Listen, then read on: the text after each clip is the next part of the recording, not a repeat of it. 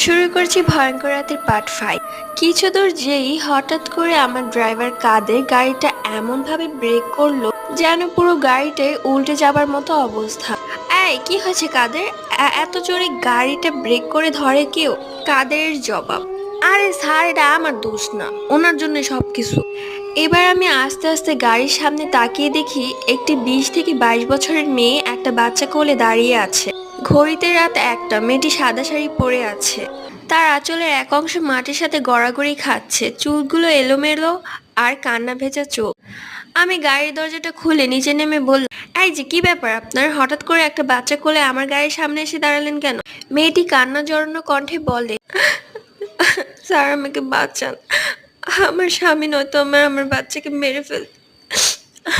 আমি কোনো মতো বাড়ি থেকে পালিয়ে এসেছি, সামনেই আমার বাবার বাড়ি, আপনি দয়া করে আমাকে একটু সাহায্য করুন, আপনার গাড়িতে নিয়ে